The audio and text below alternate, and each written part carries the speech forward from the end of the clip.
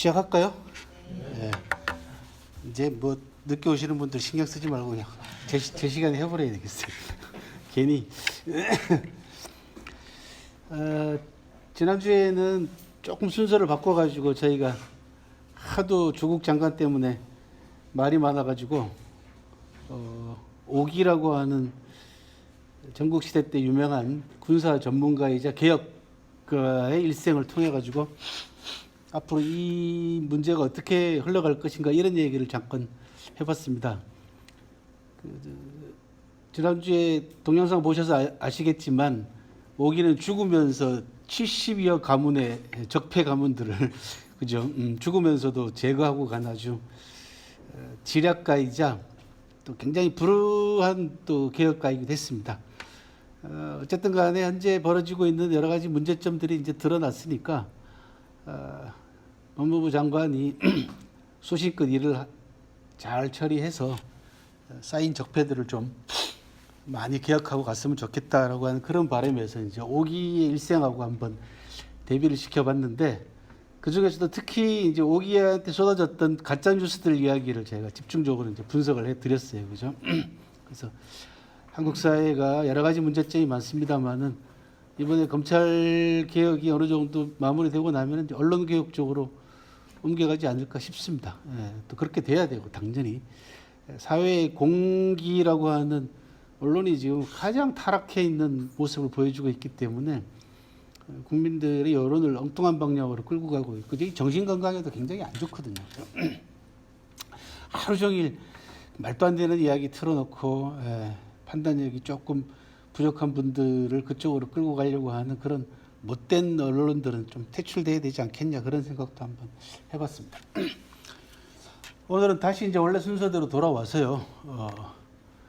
벼슬했던 공직자 편으로 이제 넘어갑니다. 공직자 편 가운데 첫 번째 손숙오라고 하는 춘추 시대 때 초나라의 재상을 지낸 인물입니다. 이 인물에 관한 노블리스 오블리주를 좀 한번 들려드릴까 합니다.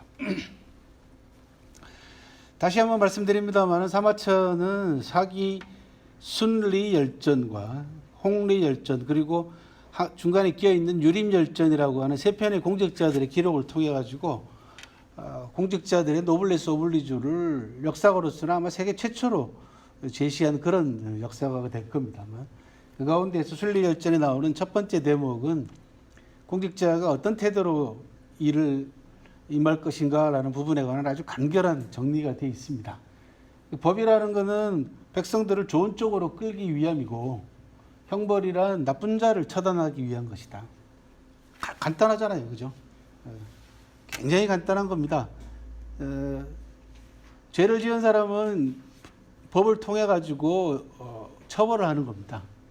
그리고 일반 백성들은 법 속에 나오는 법령이라고 하는 어떤 법이 가지고 있는 기본적인 본질과 철학을 가지고 백성들을 계도하는 거라는 거죠.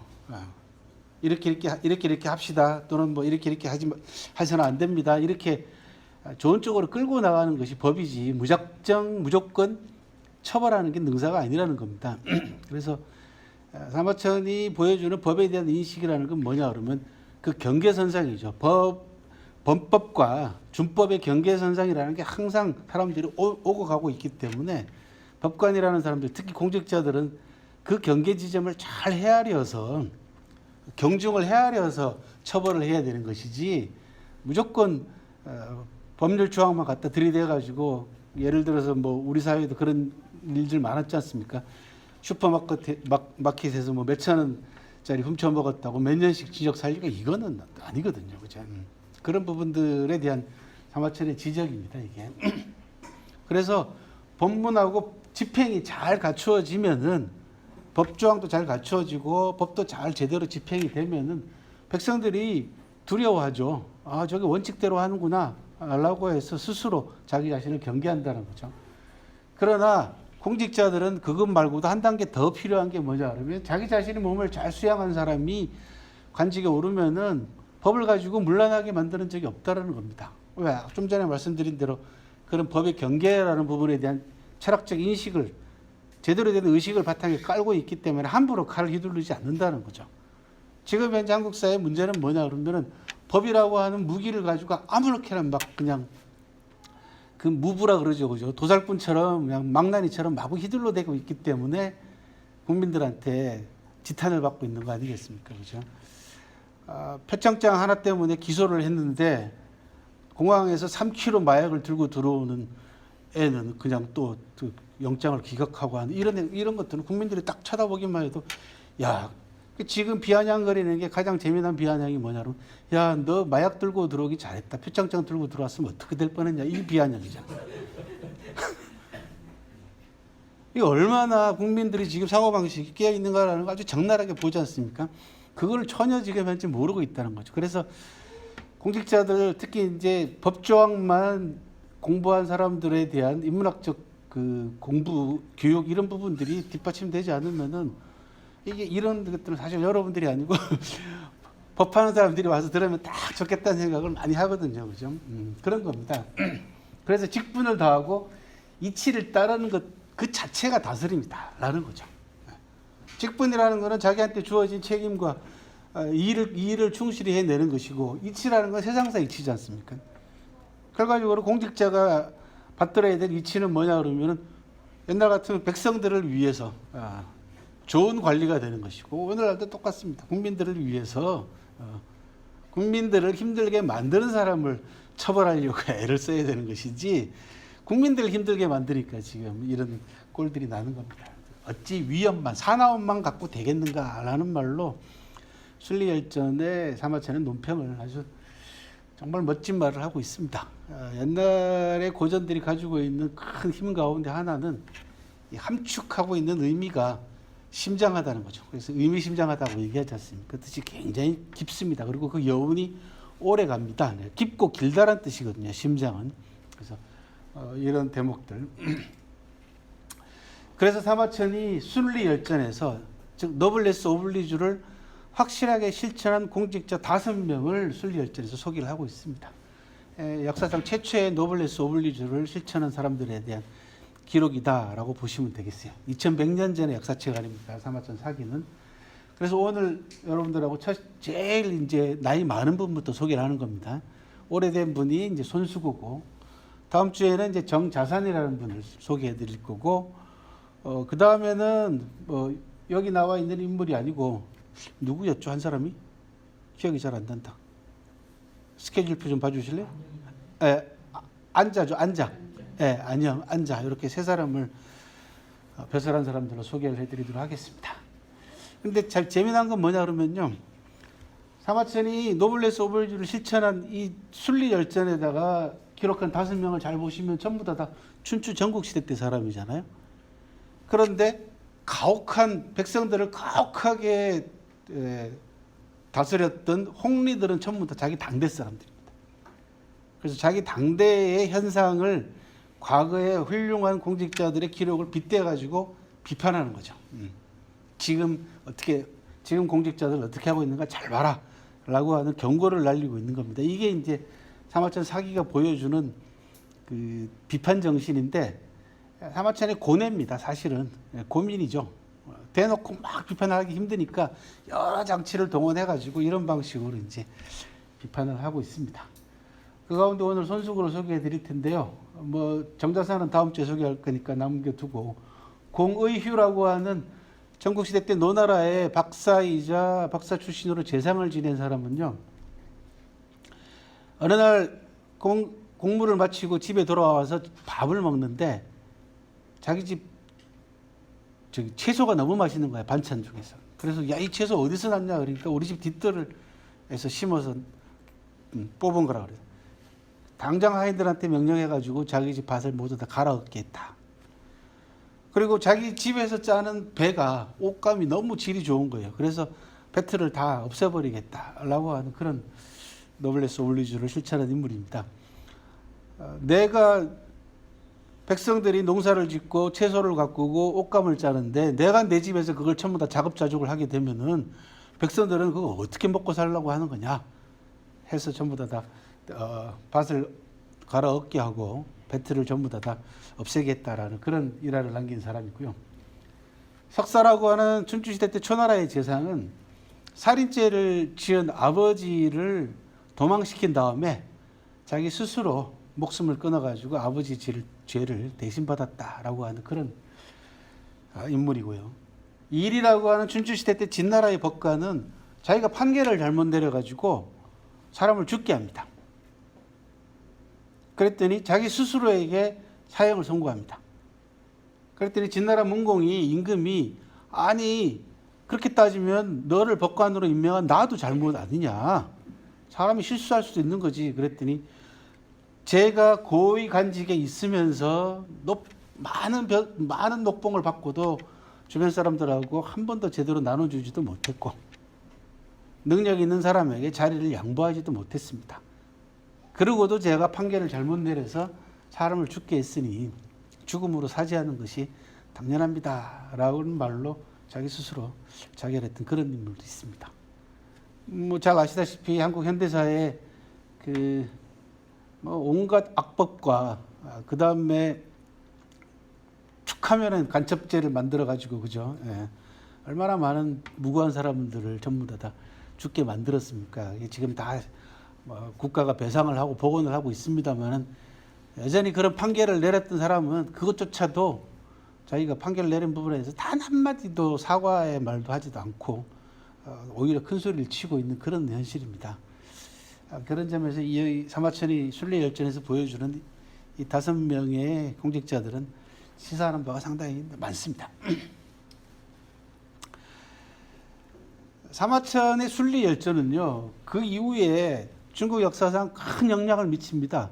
그게 뭐냐 그러면은 백성들을 위해서 정말 노블레스 오블리주를 실천한 공직자들에 대한 기록을 남기게 만드는 전통을 만드는 거예요.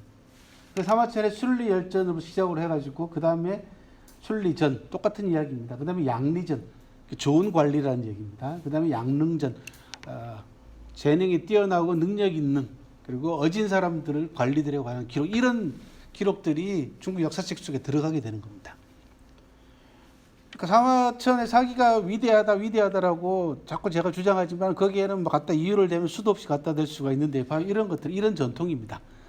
그 다음에 홍리열전도 마찬가지죠, 그죠? 그래서 탐관오리에 관한 기록도 남기게 되고 또 하나는 영행열전이라 그래가지고 남한테 잘 보이는 임금한테 잘 보이려고 애를 썼던 아부했던 인간들에 대한 기록도 있습니다. 사마천 사기에는 영행열전이라 그러는데 이게 나중에 간신전으로 바뀝니다.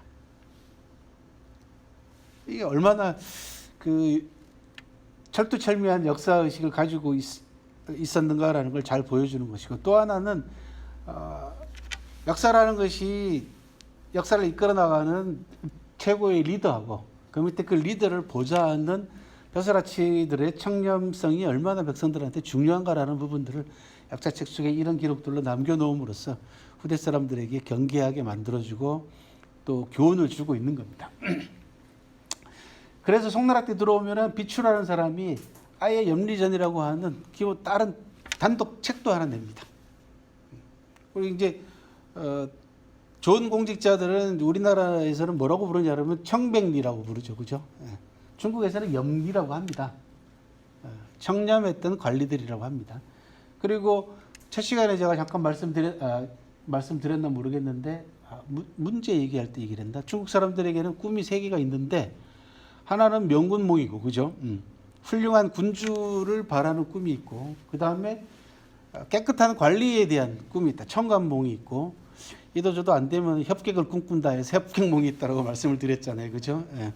이게 청관몽에 이게 이런 꿈이라는 거는 결국은 일반 평민들 백성들의 염원을 반영하는 거죠.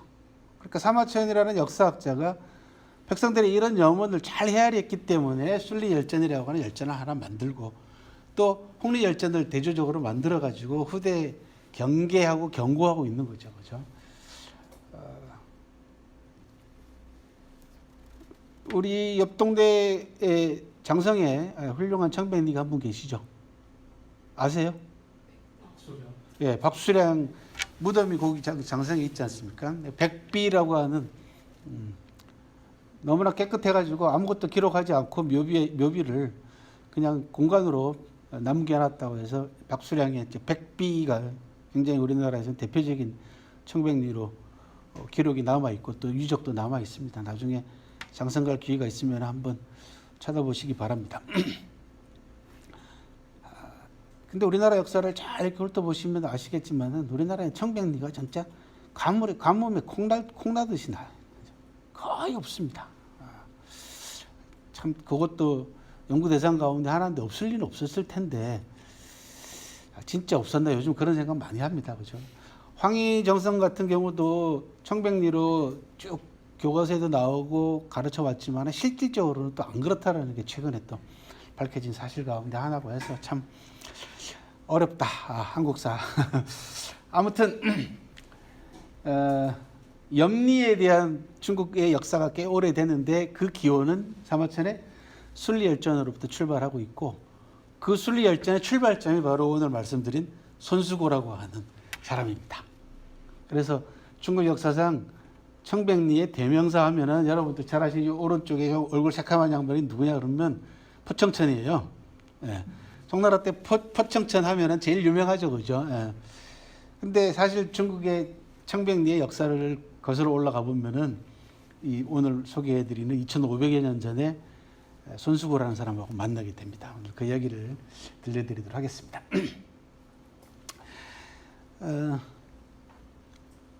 지난주에도 오기 말씀드리면서 잠깐 말씀드렸지만은 그 역사에 있어서 간신 현상이라는 게 있다 그런 말씀을 드렸어요.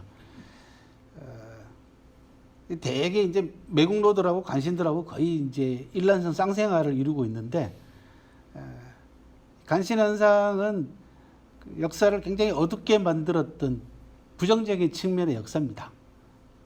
사마천의 사기로부터 시작된 홍리열전이나 그 다음에 유림열전으로부터 시작된 간신들에 관한 기록들, 그 다음에 영행열전 이런 기록들이 결국은 다 후대에 있어서 한 조직과 한 나라를 쇠퇴하게 만들어주는 가장 중요한 요인 가운데 하나로서 숙주에 해당되는 혼군, 어리석은 군주죠, 그죠? 이게 못난 군주는 숙주죠. 그 다음에 이 간신들은 그 숙주에 기생하는 기생충들입니다. 왜냐하면 권력이 한 사람한테 고도로 집중이 돼 있던 전제 왕조 체제 내에 있어서는 이 마술 지팡이가 임금이 들고 있잖아요. 제왕이 들고 있습니다. 그러니까 이게 뭐든지 다 되잖아요. 이 지팡이만 두들기면은 알라딘의 램프처럼. 그러니까 이 지팡이를 이용해 가지고 부귀영화와 사리사욕을 채우려고 하는 자들이 달라붙을 수밖에 없습니다. 그래서 저는 간신현상을 늘 설명을 드리면서 뭐라고 말씀을 드리냐 그러면 어리석은 군주라고 하는 혼군의 숙주와 그 숙주에 기생하는 기생충과의 사이 관계다. 그렇게 이제 설명을 했고 실제로 그런 현상은 우리나라에서 21세기 백주 대낮에 그죠? 우리가 벌써 경험을 했지 않습니까? 뼈저리게 경험을 했지 않습니까? 지난번에. 그래서 간신의 책을 한 서너 권 제가 내면서 최근에 들어와서 관심을 기울이기 시작한 거는 안 되겠다. 이게 청백리에 관한 책도 한번 내봐야 되겠다. 이게 좀 좋은 쪽으로 책 한번 내보자 해서 요즘 염리에 관한 자료들을 이제 집에 있는 자료들을 다 쭉 조사를 하고 있는데 이번 노블레스 오블리주 강좌 때문에 이제 또 받은 선물 가운데 하나가 될 것 같습니다.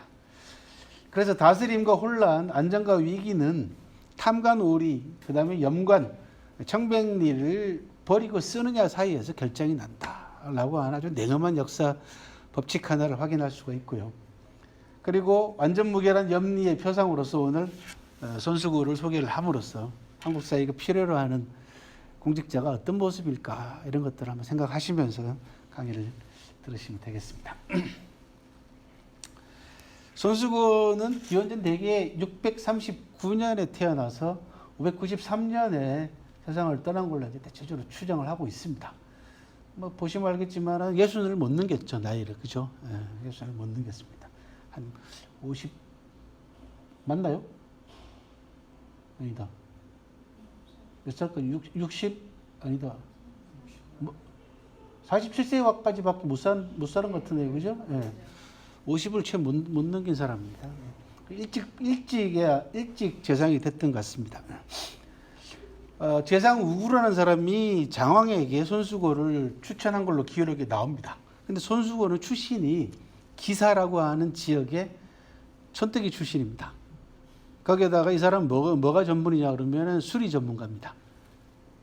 수리 시설을 잘 개척을 해가지고 개간을 해서 논으로 만들고 하는 거죠, 그죠? 예. 이제 이 물만 잘 되면은 초나라 땅은 또 워낙 평지들이 많고 물이 많기 때문에 수리 시설만 잘 관리만 하게 되면은 강한 평원이라 그래가지고 초나라 지역은요, 그 형주에서부터 시작해가지고 무안까지 한 5, 60km 정도 되는데 내내 다 논밖에 없습니다.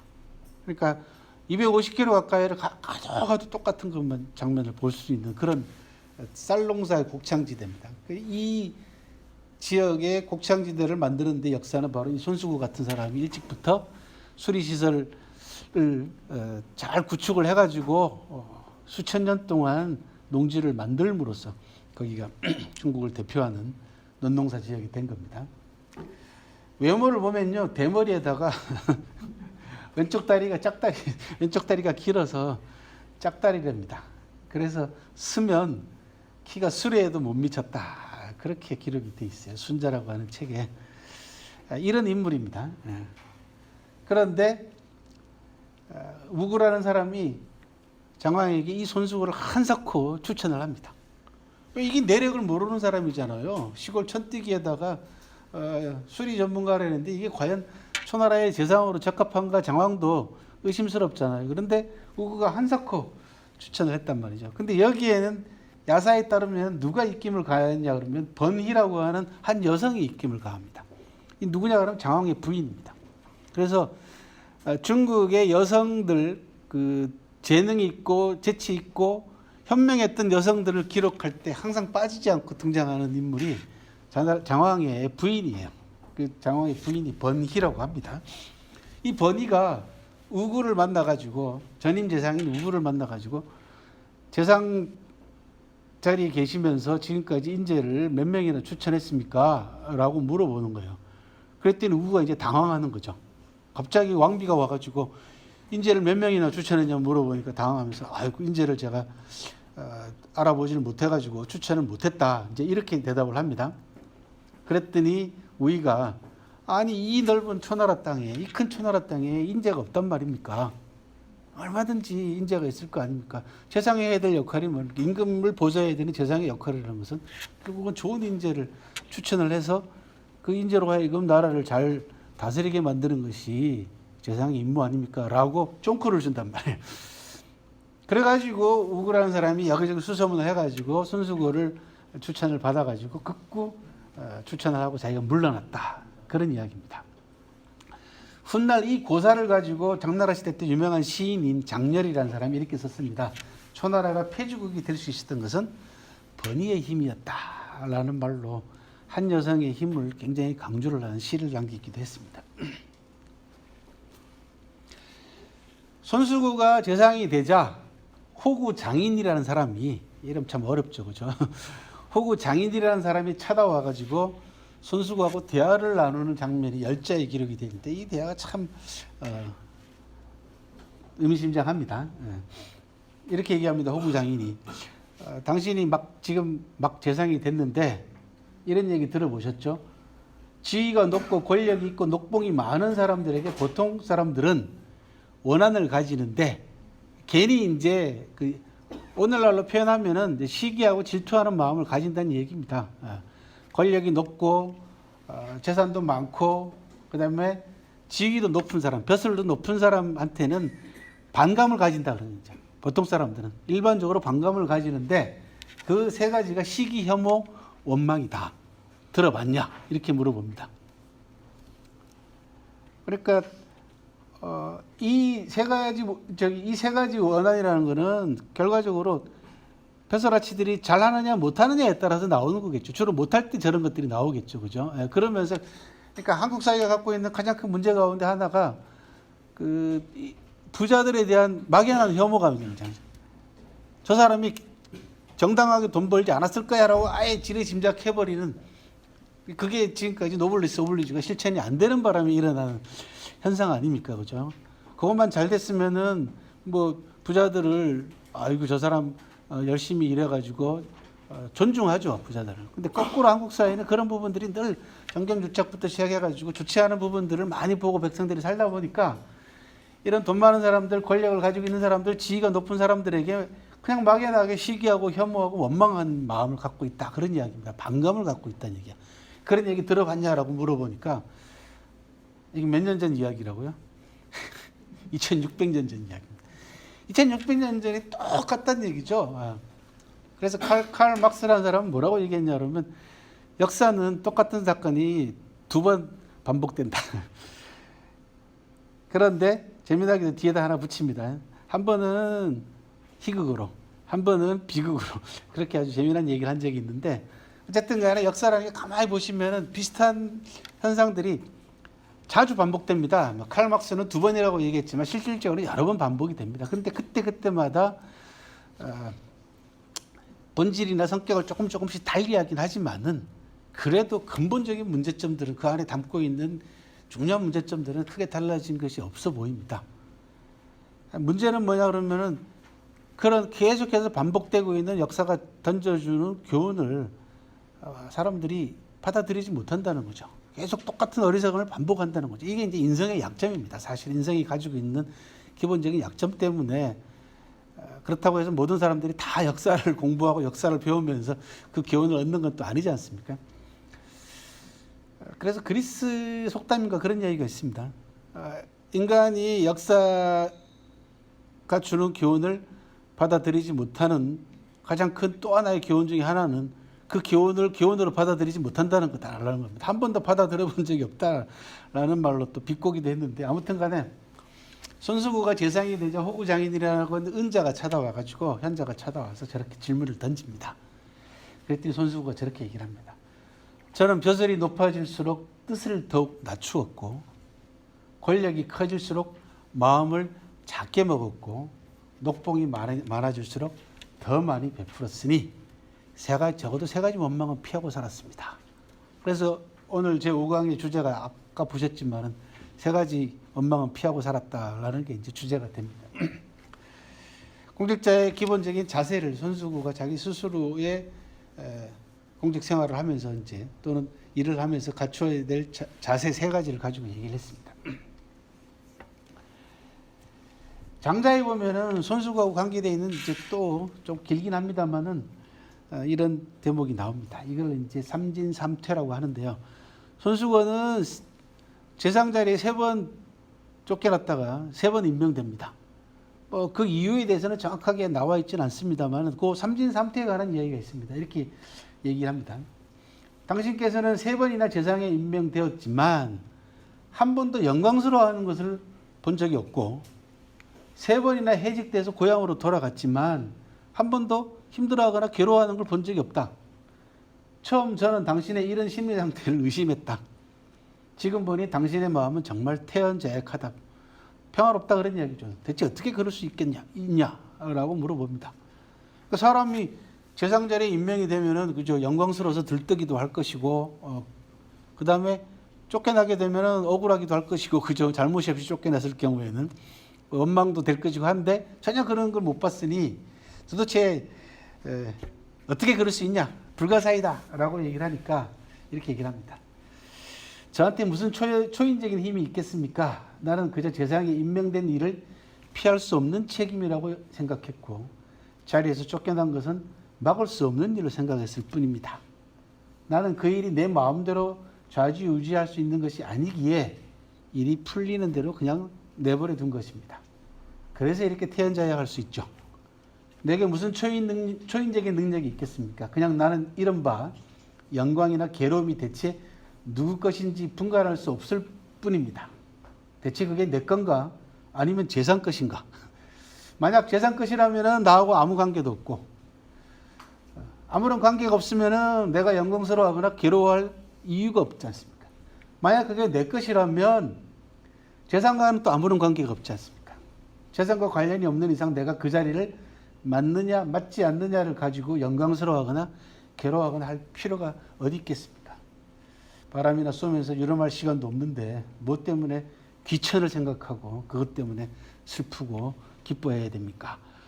라고 얘기하는 대목이 나옵니다. 뭐 책이 장자라는 책이기 때문에 약간 조금 시니컬한 면이 없지 않아 있긴 합니다만 어쨌든 간에 손수구의 전체 일생하고 이 대목을 놓고 봐도 이 대목이 결코 과장이 아니라는 것은 이제 앞으로 말씀드리는 내용으로 충분히 가능할 걸로 보입니다. 한비자라고 하는 책이 저렇게 나옵니다. 손수고를 이렇게 얘기합니다. 허술한 수레를 타고 앞말을 끌게 했다. 현미밥에 나물죽, 물고기 반찬을 먹으며 겨울에는 염소 가죽으로 된 옷을 입고 여름에는 갈포를 입었는데 쳐다보면 꼭 굶은 사람처럼 보였다. 그는 훌륭한 대부였지만 검소함이 지나쳐서 아랫사람이 부담스러워했다. 그죠? 뭐 요즘 같으면 저렇게 하면 안 됩니다. 그죠? 출퇴근 시간 꼭 지켜야 되고, 그죠? 윗사람이. 그래야 아랫사람이 편안하죠. 그죠? 3년 타고 다닌 수레를 모는 말이 암컷인지 수컷인지 몰랐다. 이건 나중에 제갈량이 한 말인데 나중에 또 소개해 드리도록 하겠습니다. 손수구의 인품을 보여주는 대표적인 일화가 어린 날, 이게 굉장히 여러 책에 나오는 일화 가운데 하나입니다. 머리 둘 달린 뱀 이야기가 있습니다. 여기 진짜 있는가 있더라고요. 찾아보니까 머리 두 개 달린 뱀이 있긴 있더라고요.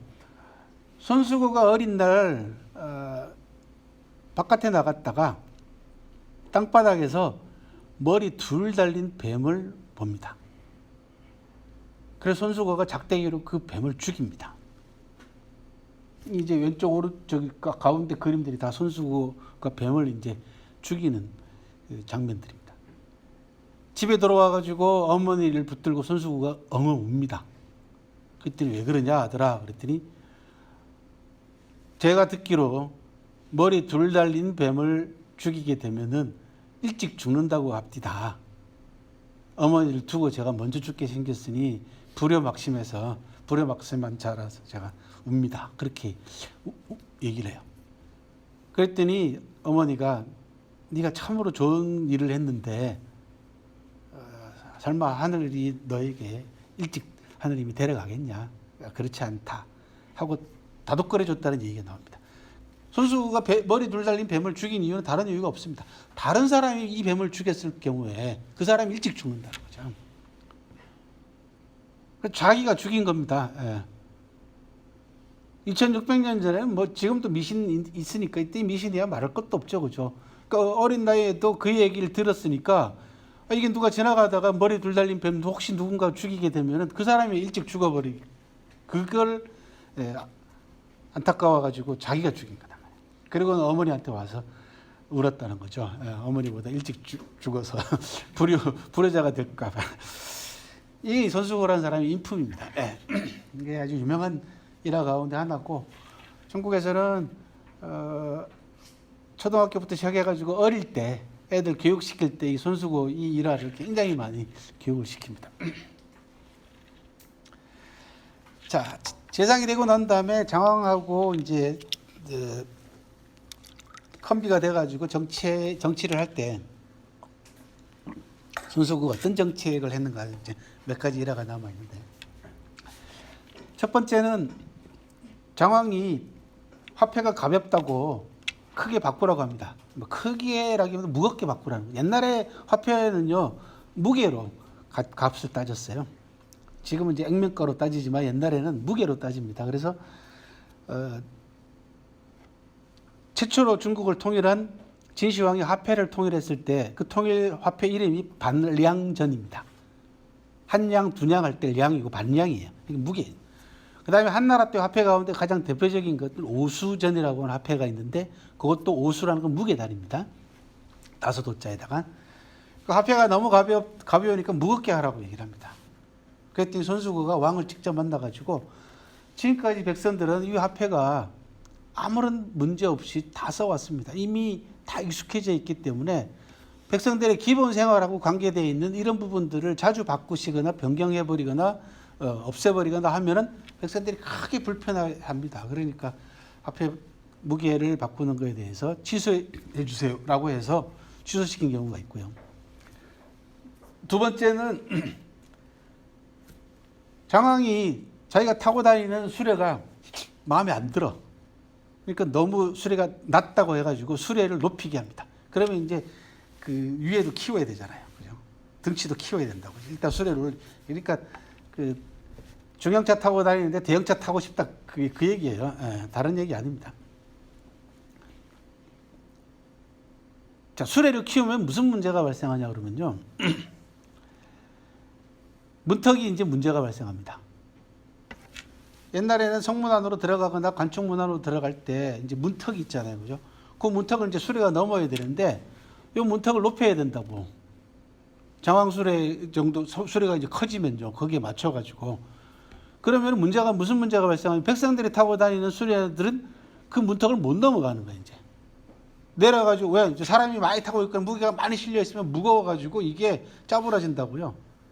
이 장황 문턱을 넘어갈 수가 있지만 이제 수레를 키워놨죠. 백성들이 당장 불편해한단 말이야. 그래서 장황에게 뭐라고 얘기를 하냐 그러면요. 대왕께서 수레를 먼저 키우기 전에 일단은 문턱부터 높이십시오라고 얘기를 합니다. 그러면 문턱을 높이는 거에 대해서는 백성들이 뭐라고 얘기 안 한다. 당장 장황이 큰 수레로 바꾼 거에 대해서는 바로 눈에 보이는 거지만은 사소한 부분에 대해서는 안 그렇다. 그러면 백성들이 알아서 먼저 수레를 키워요. 수레바퀴를 조금 크게 하거나 자기들 나름대로 지혜를 짜서 한단 말이에요. 그러고 난 다음에 수레 키우시면 아무 문제 없습니다. 라고 건의를 하는 대목이 나옵니다. 문지방을 먼저 높이라라고 얘기를 합니다. 그러니까 위정자들은 항상 이런 부분들을 늘 염두에 됩니다. 이게 이제 지혜죠, 그죠? 그렇게 해서 장황으로 하여금 문턱을 먼저 높이겠다, 백성들의 불편을 최소화시켰다라고 하는 그런 일환이 있고요. 그렇게 해서 실시한 손수구의 정책에 관해서 사마천이 이렇게 평가합니다. 이것이 바로 손수구가 직접 가르치지 않아도 백성들이 자연스럽게 감화되어 따른 것이다 라는 거죠. 이게 굉장히 중요한 의미입니다. 예. 나중에 이제 다음 주에 제가 정자산 얘기할 때도 말씀드리겠습니다만은 나라에서 정해주지 않아도 백성들이 알아서 상복 입는 기간 정해놓고 입었다라고 하는 게 이제 정자산의 정책 가운데 결과물 가운데 하나인데 이게 똑같습니다. 그래서 가까운 데 있는 자들은 직접 보며 본받고, 그죠? 예. 멀리 사는 사람들은 주변에 있는 것의 변화를 관망하며 모방하게 된다. 조금 시간이 걸리긴 하지만은 직접 가까이 있는 사람들은 아 저렇게 하는구나 해서 바로바로 따를 것이고, 멀리 있는 사람들은 얘기를 소문을 듣고 하면서 차츰 모방해서 따라갈 것이다 라는 말로 손수구의 정치 경지에 대해서 평가를 이렇게 했습니다.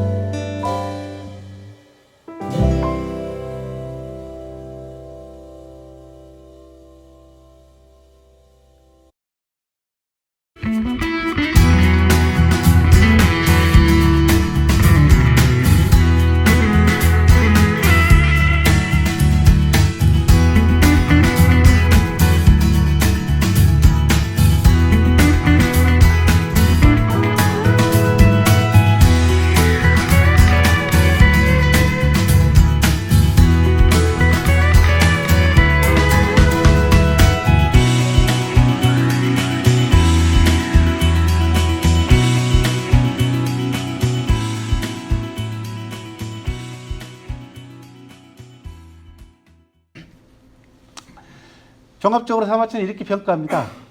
관리와 백성 사이가 화목하고 풍속은 매우 순박하면 좋았다. 그가 집정을 느슨하고 가혹하게 하지 않아도 그 많은 것은 반드시 지켜졌고 관리들은 사악하게 속이지 않았으며 민간에도 도적대가 발생하지 않았다. 가을과 겨울철에는 백성들에게 산의 벌목을 권장했고 봄과 여름에는 불어난 강물을 이용해 벌목한 목재를 산 밖으로 운반하게 했고 백성들은 각기 편리한 생업의 길을 걷게 하니 백성들은 모두 생활에 안락해 했다라는 말로 종합적으로 평가를 내렸습니다. 이제 한 사람의 평생에 대한 평가를 내리려면은 이게 이제 죽음이 굉장히 중요하게 작용합니다. 다음 주에 정자산의 죽음은 대단히 감동적입니다. 근데 이 손수구도 마찬가지입니다. 손수구가 죽으면서 아들을 손을 잡고는 이렇게 유언을 합니다. 내가 죽으면은 왕께서 틀림없이 땅을 내릴 것이다. 그죠? 왜냐하면 이제 평생을 나라에 봉사하다가 재상으로 더더군다나 정왕은 그 춘추시대 당시에 폐주로 군림을 했습니다. 춘추 5패 가운데 한 사람이단 말이에요. 장황이. 장황은 여러분들이 그 고사성어를 알아두시면 좋습니다. 뭘로 유명하냐면 불비불명이라고 하는 유명한 고사성어의 주인공입니다. 불비불명은 그 지금 대통령이 처음 대통령 출마할 때 썼던 유명한 고사성어입니다. 처음 떨어졌을 때 출마의 변으로 불비불명이라는 사자성어를 인용한 바가 있어요. 이게 뭐냐 그러면 정황이 처음 집권하자마자 일은 안 하고 맨날 먹고 마시고 놀기만 합니다. 장황이, 초나라 장황이 맨날 술 마시고 놉니다. 그러기를 몇 년을 해요. 그랬더니 하루는 오거라고 하는 아주 강직한 대신이 장황을 찾아가가지고 면담을 요청합니다. 그런데 장황은 즉위하면서 자기가 놀고 먹는 거에 대해서 일체 말 못하게 합니다. 누구든지 나한테 잔소리하면 그냥 두지 않겠다. 엄벌에 처하겠다라고 해서 신하들이 말도 못하고 끙끙거리고 있는데 신하들 가운데서도 가장 명망이 높고 강직한 오거가 이제 면담을 요청하고 나선 거야. 그랬더니 신하들이 모두 다 야, 이제 한판 붙게 생겼네. 초긴장 상태로 들어갑니다.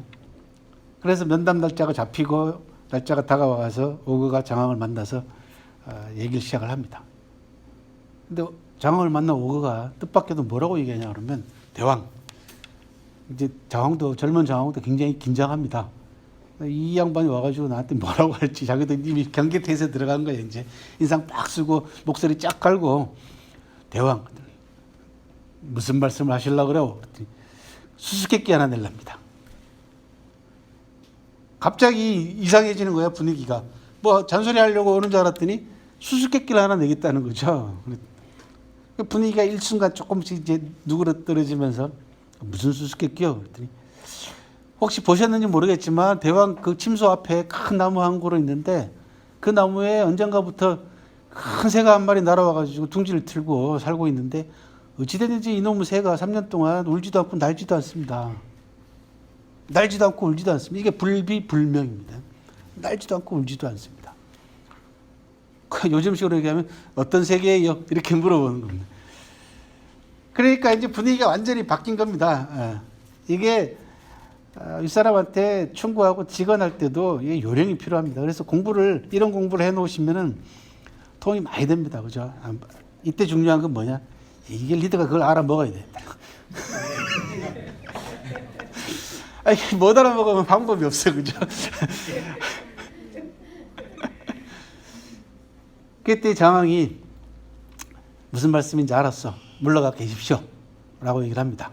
그러면서 물러가는 이 오거 뒤에다가 대고 뭐라고 얘기하냐 그러면 그 새가 어떤 새인지 모르겠지만 일비충천이요. 일명경인 할 것이요. 라고 얘기를 합니다. 일비충천. 한번 날았다 하면 하늘을 찌를 것이고 한번 울었다 하면 세상 사람을 깜짝 놀라게 만들 새. 이게 뭐라고 얘기하냐 그러면 기를 교환한다라는 겁니다. 이게 서로 이게 이제 바둑에서 고수들이죠. 이게 바둑 고수들은 보면은 한 수를 둘 때 몇십 수를 또는 뭐 백수 앞까지 내다보고 두잖아요, 그죠? 그러면은 상대 또 똑같은 고수면은 그 수를 읽어내야 되는 거 아니에요. 그러니까 이렇게 얘기를 하면은 오거가 이야기한 뜻을 장황도 알아차렸기 때문에 그렇게 대답하는 겁니다. 그러니까 오거는 다 회심의 미소를 지으면서 돌아갔죠, 그죠? 그렇게 해서 떨치고 일어나가지고 초나라를 개혁함으로써 초나라를 초인류 강대국으로 만든 사람이 장황이고 그 장황을 보좌한 사람이 바로 손수고라는 사람입니다. 근데 문제는 뭐냐 그러면 3년 동안 이 사람은 그러면 맨날 먹고 마시고 놀던 사람이 갑자기 사람이 확 바뀌었나? 사람은 좀처럼해서 안 바뀌는 거 아시지 않습니까? 그죠? 그러니까 장황의 3년이라는 건 뭐냐 그러면은 기다리는 겁니다. 또 뭘 기다리냐? 기회를 기다리는 거죠. 두 번째는 그냥 기다리는 것이 아니고 초나라의 상황을 면밀하게 살피면서 기다린다. 근데 기다리는데 인상 팍 쓰고 맨날 뭐 보고서 올리게 해서 살피면 그거는 그렇게 기다리는 거는 기다리는 게 아닙니다. 그러면 벌써 이 기득권 세력들이나 수구 꼴통들은 다 준비하고 다 대비한단 말이죠. 그러니까 상대편으로 하여금 경계심을 늦추게 만드는 방법이죠. 그럼 맨날 막 먹고 마시고 노는 거죠. 그러면 상대가 처음에 하루 이틀이지 처음에는 저 왜 저러는가 싶다가 좀 지나면은 이제 마음을 놓는 거죠. 저 일 안 하는구나. 원래 기득권 세력들이 제일 좋아하는 건 뭐냐 그러면 일하는 리더를 제일 좋아합니다. 왜냐하면 그대로 유지하니까 그죠. 한 3년 정도라는 거는 그들이 마음을 놓을 때까지죠. 어느 정도. 그리고는 누구하고 일을 할 것이며 누구는 내쳐야 될 것인가 이런 걸 살피는 기간입니다. 이게 중국 사람들입니다. 원래 고유하게. 심지어 3년은 그냥 기본 숫자고 3자 좋아하니까 중국도요. 9년 불원도 있습니다. 어떤 임금 가운데는 9년 동안 말하지 않고 맨날 먹고 마시고 노는 임금도 있어요. 그 정도로 중국 역대 지도자들의 뛰어난 지도자들의 자질들은 항상 자기의 속내를 감추고 준비하고 기다리고 살피는 이게 굉장히 중요합니다. 그게 78년도 등소평이 개혁개방을 표방하면서 대외교 전략으로 내세웠던 유명한 도광양회라는 겁니다. 도광양회는 빛을 감추고 어둠 속에서 실력을 기른다라는 뜻입니다.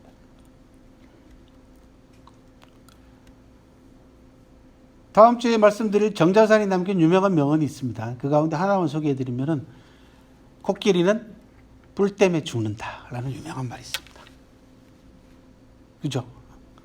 코끼리는 뿔 때문에 죽습니다. 여기 뿔이 튀어나와 있기 때문에 뿔이 몸속에 들어가 있으면 안 죽어요. 이 코끼리를 잡는 이유가 뭐냐면 이 뿔 때문에 잡는 거 아니, 상아 때문에 잡는 거 아닙니까? 코끼리는 상아 때문에 죽는다는 거예요.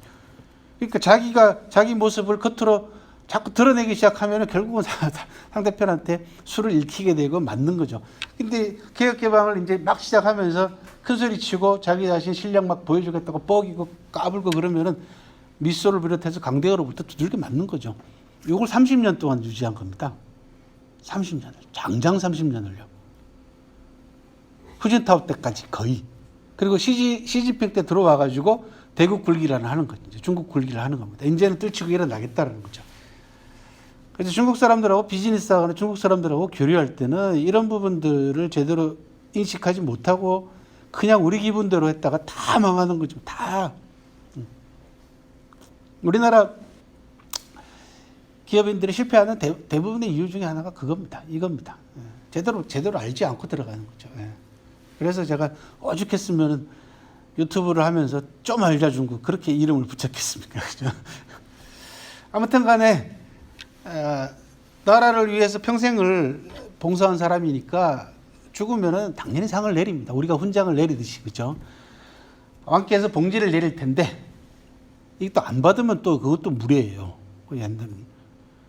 절대로 좋은 땅은 받지 마라. 초나라하고 월나라 경계 지점에 침구라고 하는 땅이 있는데 그 땅을 달라 그래라. 아직도 그러면은 그 땅은 근근히 네가 계속해서 유지할 수 있을 거다. 왜 그러냐? 너는 좋은 땅을 받아봐야 받을 자격도 없고 첫 번째 아들을 잘하는 거죠. 두 번째 그 땅을 유지할 만한 능력도 가지고 있지 못하다. 자칫 잘못하면 집안 전체가 문제가 발생하니까 좋은 땅을 갖게 되면 결국 그 안에 돈도 많이 생기죠. 그죠? 그러면 권력도 생기고 하다 보면 나중에 자질이 떨어지는 자식들이 그 임칙서라는 유명한 청나라 때 유명한 그 아편을 태웠던 유명한 충신이 있지 않습니까? 임칙서는 뭐라고 얘기했냐면 자식에게 재산 물려주지 마라 라고 얘기를 합니다. 그 누군가 왜요? 그랬더니 못난 자식에게 재산을 물려주면 그 자식이 그 돈을 가지고 더 타락할 것이고 잘난 자식이라면 지가 알아서 다 될 텐데 뭐하러 재산을 물려주냐. 나태하게 만든다는. 또 똑똑한 아들은 그 재산 때문에.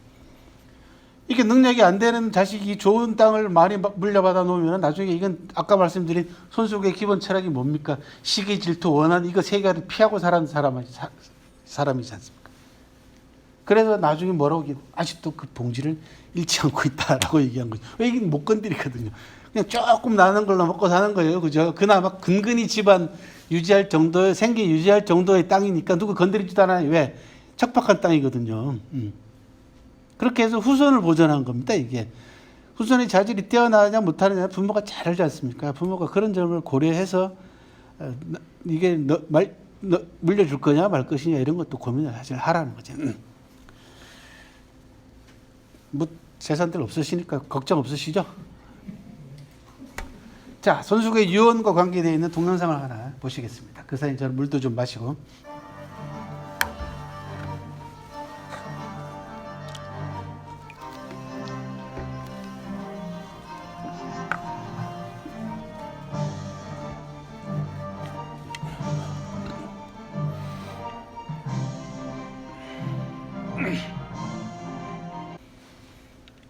제가 방금 드린 똑같은 이야기입니다. 예.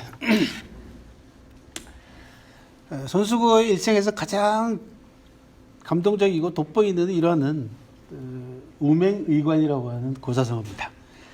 우맹이라는 것은 사람 이름입니다. 역사책 읽으시면서 요 우자가 나오면은 요거는 배우라고 생각하십니다. 배우, 탤런트, 배우 맹. 뒤에 게 이름입니다. 예. 궁중왁사였어요. 궁중에서 연예인이죠. 쉽게 얘기하면은 외국에서 손님이 오면은 궁중왁사들 끌고 춤도 추고 공연도 하고 노래도 부르고 이런 의전을 위한 궁중왁사가 우맹이었는데, 이 우맹이 의관, 옷을 입고 모자를 쓰다라는 뜻이거든요. 이게 우맹이 옷을 입고 모자를 썼다는 얘기는 뭐냐 그러면, 우맹이란 사람이 손수고의 옷을 입고 모자를 썼다, 즉 손수고의 복장을 했다라는 뜻으로 누군가를 흠모해 가지고 또 누군가가 생각이 나서 보고 싶어서 그 사람 옷을 입고 모자를 쓴 겁니다. 이제 그런 뜻을 갖고 있어요. 이게 어떤 고사가 얽혀있나 한번 보게. 우맹은 궁중악사로서 손수고가 재상으로 있을 때 손수고로부터 아주 좋은 대접을 받았습니다. 그러니까 인간적인 대접이죠. 손수고는 재상임에도 불구하고 비천한 악사 우맹을 정말 인간적으로 잘 대해줬습니다. 왜 그러냐면 악사 역할이 굉장히 중요합니다. 외국 손님이 왔을 때 외국 손님을 기쁘게 만들고 즐겁게 만들면은 외계도 잘 풀리잖아요. 그죠? 기분이 좋으면은. 그러니까 천한 일이긴 합니다만 이들이 하는 역할과 작용이라는 것은 상당히 중요하기 때문에 재상으로서 손수고는 우명을 대단히 높이 평가하고 좋아했단 말이죠. 이렇게 두 사람이 신분을 초월한 우정을 나눴어요. 그리고 손수고 세상을 떠났죠. 하루는 우맹이 시장에 나가가지고 물건이 필요해서 시장으로 나가서 시장 바닥을 거닐고 있는데 손수고의 아들을 봅니다. 근데 손수고의 아들이 물건을 사러 나온 것이 아니라 산에 가서 나무를 해가지고 땔감을 팔러 나왔어요. 그 집이 그만큼 형편이 어려운 거야. 너무너무 가슴이 아픈 우명이 그 궁궐로 돌아와가지고는 자기 분장실로 가서는 손수고 모양으로 그대로 분장을 하고 장왕 앞에 나타나. 장왕이 저기서 누가 걸어 들어오는데 보니까 손수고가 걸어 들어오네.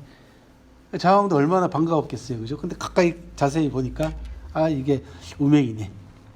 어쨌든 간에 마치 손수고가 살아 들어온 같은 느낌이 들어서 장왕은 우명과 더불어서 이런저런 얘기를 하는 거죠. 손수고과 얽혀있는 추억도 또 되새기고 얼마나 기분이 좋아요. 그죠?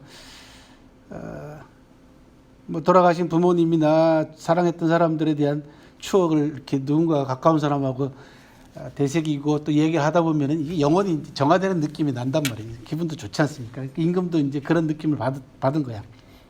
그러니까 너무 우명한테 고마운 겁니다, 장왕이. 그래서 야, 내가 너한테 오늘 정말 손수고 보고 싶었는데 안 그래도 너 때문에 진짜 좋은 시간 가졌다. 내가 너한테 벼슬을 하나 주마. 그렇게 얘기합니다. 이게 궁중 연예인 신분으로 벼슬 받는다는 건 얼마나 큰 영광입니까? 그죠? 그게 실질적으로 일을 하는 벼슬이 아니더라도 명예직이라도 대단한 영광이거든요. 근데 우명이 뜻밖의 대답을 합니다. 사흘 뒤에 말씀드리면 안 되겠냐고. 대답을 하면 안 되겠냐고. 그럼 갑자기 왜 이러지? 남들은 못 받아서 난리인데 이 친구가. 어쨌든 간에 장엄은 그래라. 사흘 뒤에 다시 만났더니 그래 어떻게 하기로 했니? 그랬더니 안 받을랍니다. 왜? 남들은 못 받아서 난리인데 마누라가 받지 말랍니다.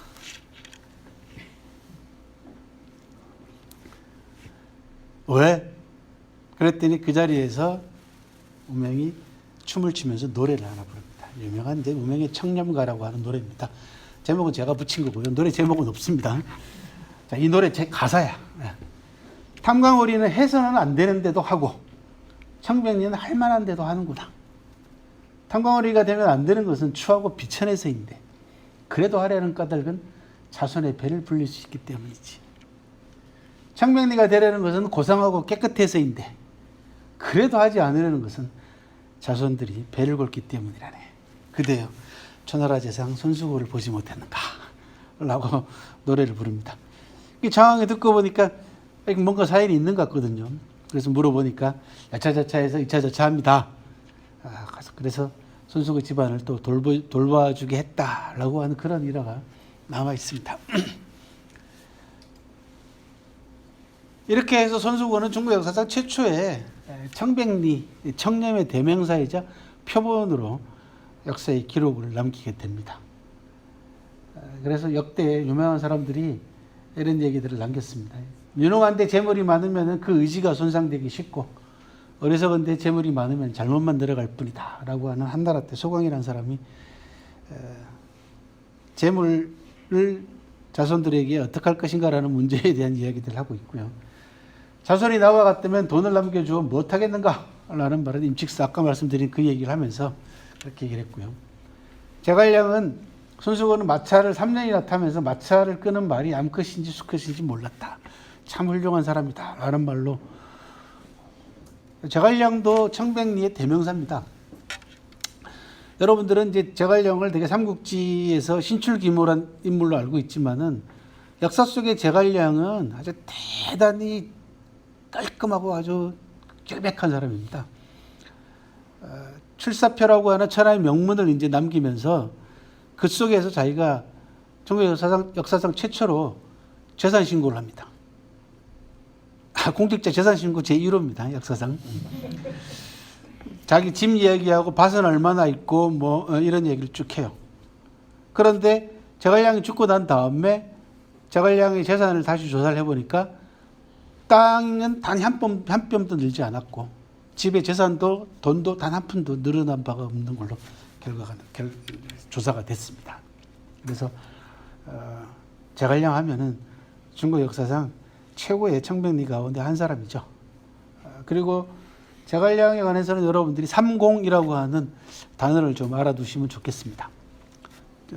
제갈량은 관리로서 벼슬을 하는 사람으로서 공자가 들어가는 세 개의 단어를 평생 자기 자신의 삶의 원칙으로 또 벼슬을 하는 관직 수행의 원칙으로 삼았습니다. 첫 번째 공개, 뭐든지 공개하는 겁니다. 두 번째는 공정, 세 번째는 공평입니다. 삼공이라고 합니다. 그래서 제갈량이 누군가에게 상을 주면은 어느 누구도 시기하거나 질투하는 사람이 없었으며, 되게 이제 상 받으면 옆에서 질투하는 경우들이 많잖아요, 그렇죠? 저기 받을 만한 사람이 받는가, 뭐 이런 것들 대한 의심도 있고 또 괜히 또 부럽고 그죠, 이런 거잖아. 제갈량이 벌을 줘도 어느 누구 한 사람 원망하는 사람이 없었다.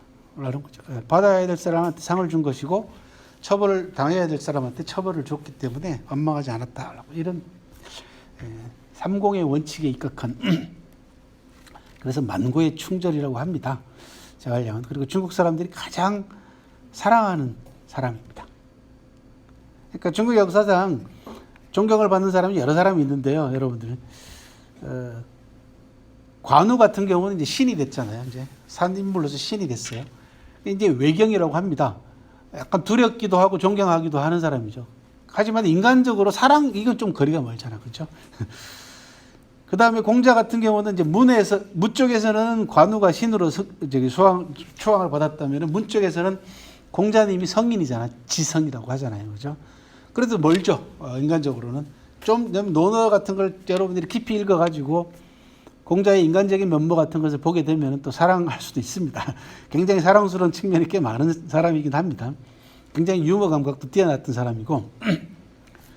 그런데 사랑하는 사람들이 있어요. 일반 백성들이. 이게 제갈량 같은 사람들입니다. 그러니까 죽는 순간까지도 혼신의 힘을 다하다가 깨끗하게 죽은 사람들, 이런 사람들 사랑합니다. 그러니까 중국의 공산당 지도자들 가운데에서도 중국 인민들이 가장 사랑하는 사람, 그러니까 추앙하는 사람은 마오쩌둥이지만, 모택동이지만 가장 사랑하는 사람은 주울레입니다.周恩来입니다.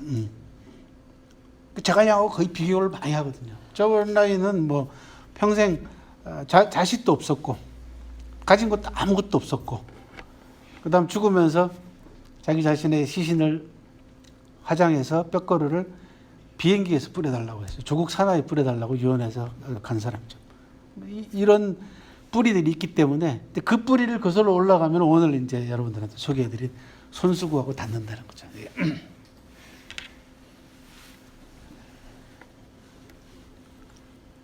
손수구를 순리열전의 첫 머리에 배치를 한 사마천의 의도를 다른 기록들과 전부 다 종합을 해가지고 사마천이 전하고 싶어하는 손수구의 메시지가 뭘까라는 부분을 좀 정리를 해봤습니다.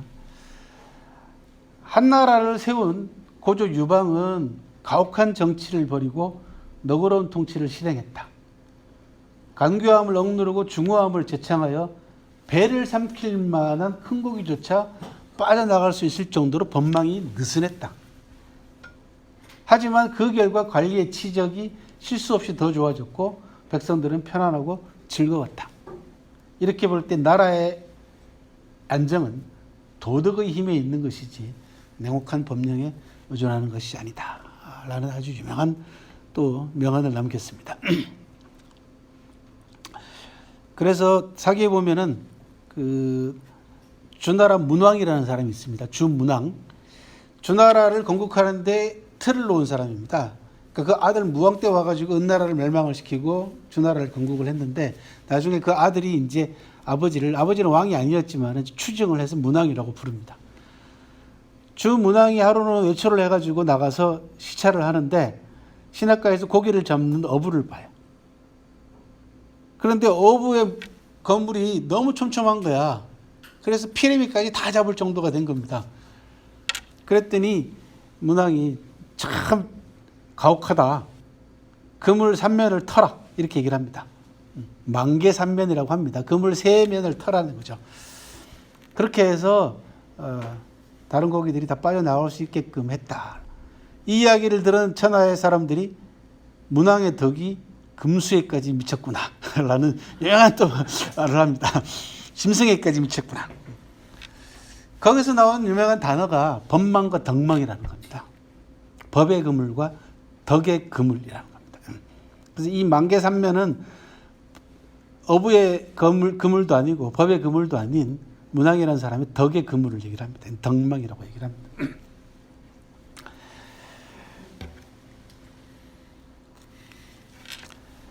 정리를 좀 해보겠습니다. 이제 손수구라는 사람이 중국 역사에서 차지하는 위치나 의의는 이런 데 있습니다. 첫 번째, 중국 역사에 있어서 무결점 관리, 청백리의 원형이 탄생합니다. 그리고 이런 청백리의 모습이 다양한 고사성어를 통해서 고사를 통해서 전해지면서 손수구가 청백리의 모델이 된 거죠. 그죠? 두 번째는 리더의 질과 성과와 평가를 결정하는 진정한 조력자의 모습이 어떤 모습이 가장 이상적인가라는 부분도 또 손수구가 보여줍니다. 아까 보셔서 알겠지만 손수구는 백성들을 불편하게 하는 여러 가지 정책들을 장황하게 직접 가가지고 그저 다른 방법으로 돌려서 다른 방법으로 시행하게 만드는 또 그런 인물이기도 했고, 그리고 장황은 이제 전쟁을 많이 한 사람입니다. 패주가 되기 위해서는 무력으로 다른 나라에게 시위하거나 다른 나라를 정복을 했기 때문에 내정이 중요하잖아요. 안살림이 안정되게 계속 유지가 돼야만이 바깥에 나가가지고 열심히 자기가 하고 싶은 일을 할 거 아닙니까? 그 안의 내부를 누가 단속시켜주고 누가 제대로 끌고 가느냐는 핵심 관건입니다. 특히 한 나라 한 조직이 외부를 향해 가지고 조직의 힘을 키우거나 조직을 등치를 키우거나 이럴 때는 안이 제일 중요합니다. 아시다시피 그죠? 그런 점에 있어서 손수구라는 사람은 최고의 참모의 모습을 보여주는 거죠. 세 번째가 굉장히 중요합니다. 1인자를 결코 위협하지 않고 최선을 다하는 2인자의 모습입니다. 물론 손수구가 가지고 있는 신분상 이런 걸로 봐가지고는 1인자의 자리를 위협할 만한 신분은 못 됩니다. 왜냐하면 귀족 출신이 아니기 때문에. 근데 그런 게 문제가 아니라 후대에 가서도 공신들 있잖아요. 그죠? 공신들하고 새로운 왕조를 세우고 난 다음에 공신들을 숙청하게 되는 가장 큰 이유 중에 하나는 이 인자의 모습이 위협적인 존재냐 그렇지 않느냐의 문제단 말이죠. 이 부분은 옛날뿐만 아니고 지금 우리 현재 상황에 있어서도 백성들이 국민들이 굉장히 두려워하고 그다음에 껄끄러워하는 부분들이 뭐냐 그러면은 최고 통치자의 위험이나 자리를 자꾸 지금 위협하는 것처럼 보이게 느껴지기 때문에 이게 큰 실수를 한 겁니다 이번에는. 그 인명권자에 대해서 도전처럼 받아들이는 거예요 백성 국민들이. 이것 때문에 지금 여론이 더 다른 쪽으로 흘러가고 있는 것으로 보입니다. 누구를 말씀을 드릴 수 있냐 그러면 역사적으로는 한신이에요. 유방이 한나라를 건국하고 난 다음에 최고의 공신으로 세 사람을 꼽았잖아요. 여러분들 이제 이 정도로 아실 거죠, 그죠? 첫 번째는 소화, 그죠? 장량, 한신. 이 세 사람을 서한 삼글이라고 해서 세 사람의 인재를 꼽습니다. 유방이 공신들하고 모여있는 신하들하고 모인 자리에서 내가 항우를 물리치고 천하를 얻을 수 있었던 이유에 대해서 한번 분석을 해봐라 라고 숙제 아닌 숙제를 내줍니다. 그랬더니 공신들이 다 한마디씩 합니다. 뭐 폐하는 승질은 개팍하고 욕도 잘하고 말이야. 남을 업신여기고 오만한 성격이지만은 땅을 차지하면 베풀길 잘하고 뭐 그다음에 항우에 대해서 장단점을 막 열거합니다. 유방이 다 듣고 난 다음에 그렇게 얘기하죠. 그대들은 하나만 알고 둘은 모른다. 이거 유방이 한 말입니다. 하나만 알고 둘은 모른다. 내가 천하를 얻은 것은 세 사람 때문이다. 천리와 군막 안에서 전략과 전술을 수립해서 승부를 결정짓는 능력으로 따지자면 나는 장량만 못하다. 후방에서 끊임없이 군수물자를 보급하고 후방의 정치를 안정시키는 행정 능력으로 따지자면 나는 소화만 못하다. 쳤다 하면 적을 깨부시고 공격했다 하면 적의 성을 빼앗는 전투 능력으로 따지자면 나는 한신만 못하다. 이게 유방의 유명한 삼불녀라는 겁니다. 세 사람만 못하다라는 겁니다. 여기 21세기 리더십의 모습이죠. 오늘날 리더들이 갖춰야 될 가장 중요한 리더십 가운데 하나는 자기보다 뛰어난 인재를 보는 눈입니다. 이 분야에 관해서 최고의 인재를 정확하게 발견하고 모셔올 줄 아는 능력입니다. 이것만 있으면 돼요. 자기가 다 하려고 할 이유가 뭐가 있습니까? 맡기면 되죠. 그 다음에는.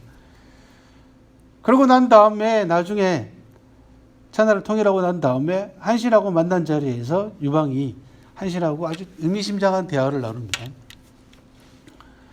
유방은 재미있으라고 한 얘기 같아요. 농담 비슷하게 던집니다. 내가 한신 너 같은 장수라면 쫄병을 몇 명이나 거느리겠냐? 라고 물어봅니다.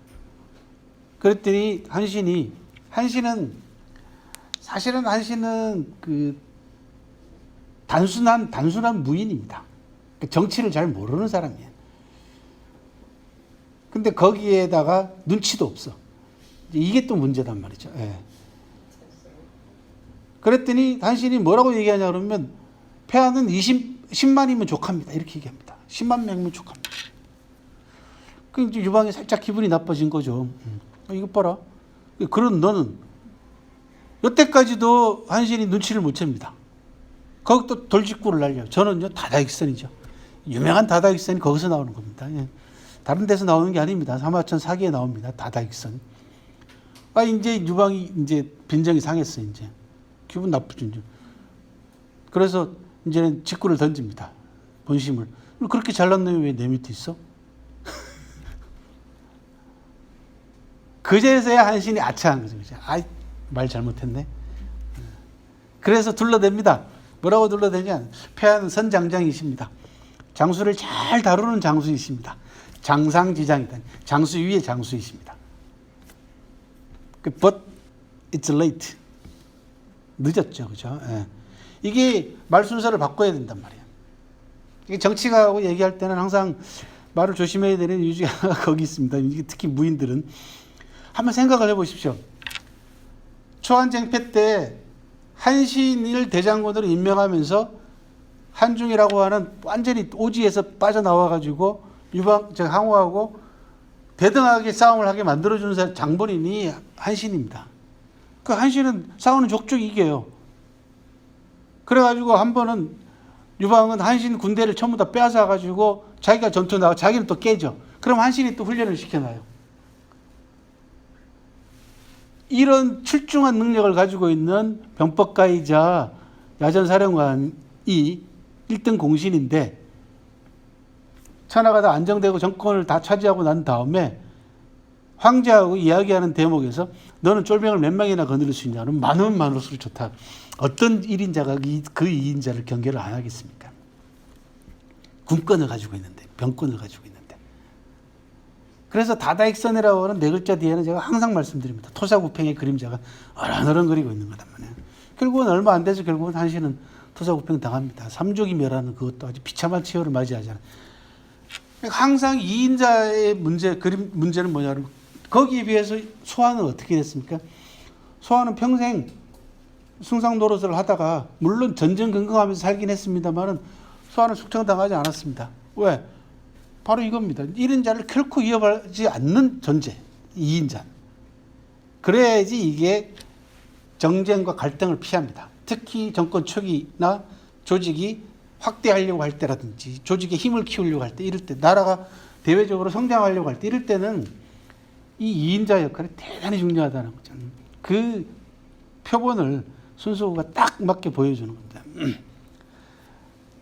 손수구보다 조금 앞선 사람으로서 2인자로서 이상적인 인물로는 상나라 탕왕을 보좌했던 이윤이라고 하는 사람도 있습니다. 이윤이라는 사람은 요리사 출신으로서 상나라 탕왕을 보좌해가지고 요리의 이치로 통치의 이치를 깨치게 만든 아주 유명한 재상입니다. 그 다음에 이제 상나라 고종 무정이라는 사람을 보좌했던 부열이라고 하는 또 유명한 또 재상이 있습니다. 그 다음 주문왕하고 강태공. 이런 사람들의 공통점 가운데 하나는 2인자이긴 합니다만 철저하게 1인자에게 충성을 다하고 보좌함으로써 1인자로 하여금 아무런 위협이나 아무런 걱정 없이 대외 확장을 하거나 조직을 키우거나 통치를 할 수 있게 만들어주는 인물들입니다. 그래서 1인자들이 가장 좋아하는 그죠? 가장 좋아하는 스타일이 이 손수구 같은 스타일입니다. 그리고 이 손수구가 남겨놓은 족적은 초나라 장왕이 남겨놓은 족적보다 훨씬 더 울림이 크게 남겨져 있습니다.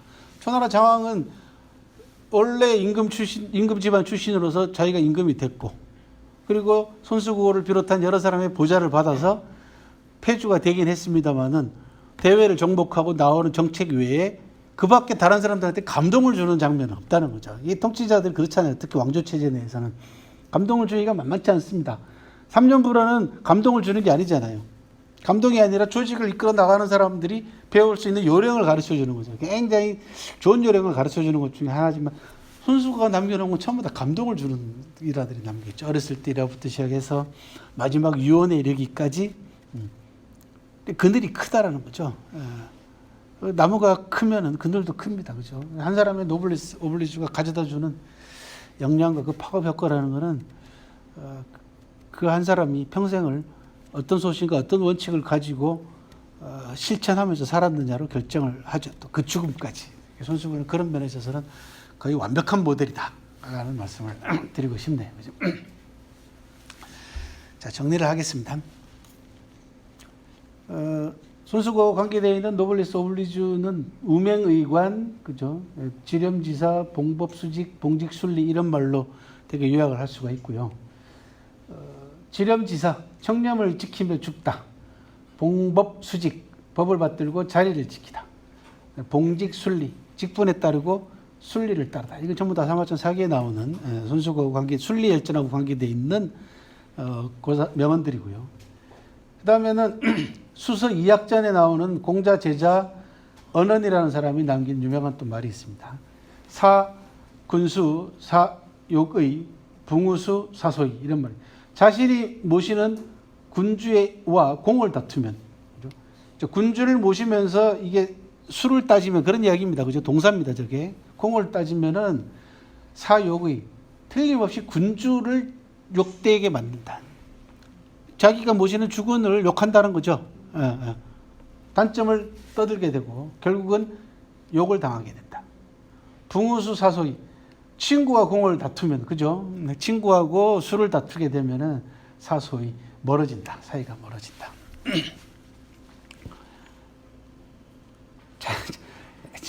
좋은 말은 옛날 사람들이 다 했다니까요. 그죠? 제가 별 할 말이 없어.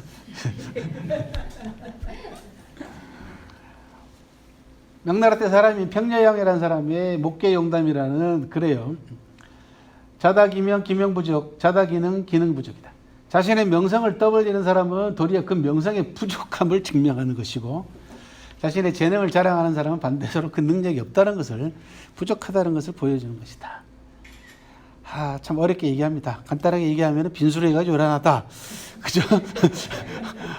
빈깡통이 시끄럽다. 이런 거죠. 그죠? 명나라 때 사람이 이몽량의 공동자라고 하는 유명한 글입니다. 유명한 책이고 그 가운데 논학에 이게 나옵니다. 자고무비, 무비즉위, 자대무중, 무중즉고. 자기만 높다 하면은 아랫사람이 없고, 아랫사람이 없으면 위험해진다. 자기만 크다 하면 대중이 따르지 않고, 대중이 따르지 않으면 외로워진다. 고립된다. 훌륭한 말씀드렸습니다. 손수건은 뭐 제가 굉장히 좋아하는 인물이기도 합니다. 유머 감각도 대단히 뛰어났던 인물이고요. 그리고 아까 보셨던 무덤 있었죠, 그죠? 손수건 무덤은 여러분들 삼국지로 유명한 형주 있죠, 형주. 형주에 가면은 손수건 무덤이 있습니다. 여기입니다. 네. 그래서 나중에 혹시 삼국지 갈 기회가 있으시면 삼국지만 보시지 말고 저 공원 한 귀퉁이에 가면 저렇게 손수건 무덤이 있습니다. 오늘 손수건에 관한 이야기 노블레스 오블리주 5번째 시간 여러분들하고 가져봤습니다. 혹시 궁금하신 거나 질문 있으면 얘기하세요.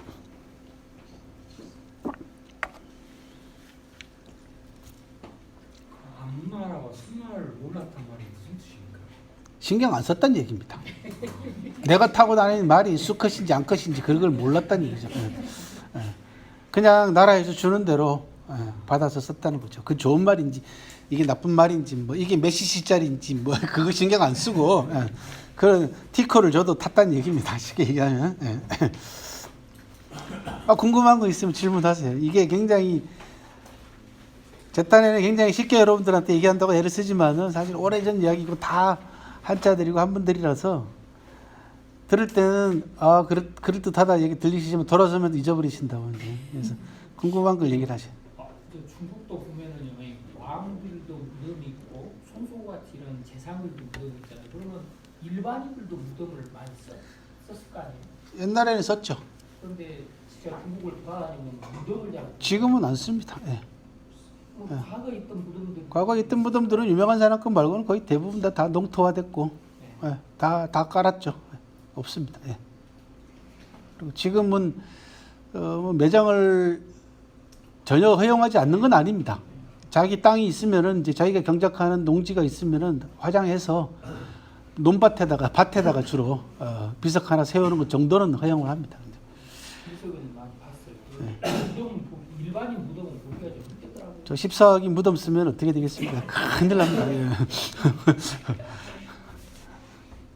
또 하실 말씀 있으세요?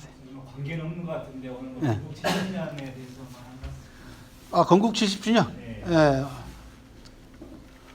오늘이 중국 역사상 건국 70주년입니다. 중국 건국은 1949년입니다. 그거 알아두시면 돼요. 1949년 중화인민공화국이 10월 1일 날 우리 국군의 날이고, 우리는 이제 오늘이 국군의 날 71주년이고 공군 창설 70주년입니다. 올해. 그래서 최초로 공군 쪽에 가서 국군의 날 기념 행사를 했어요.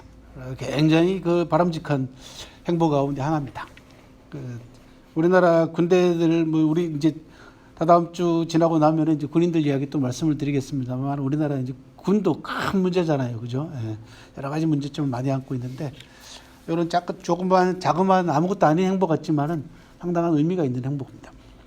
1949년이 이제 중국 건국한 해고, 그 다음에 1921년 맞을 겁니다.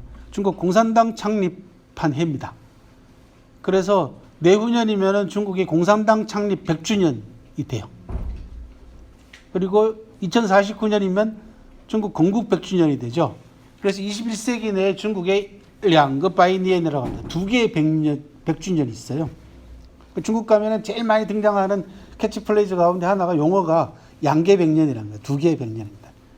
요 사이에 21년에서 49년 사이에 어느 시점, 한 대개 30년, 2030년 고무렵 정도로 추정을 하는데 그때 지원이 되겠다는 겁니다. 미국을 앞서서 모든 면에 있어서 미국을 앞질러서 세계 최강대국이 되겠다. 그리고 그 세계 최강대국이 되기 위한 중국의 꿈, 중국몽이라고 합니다.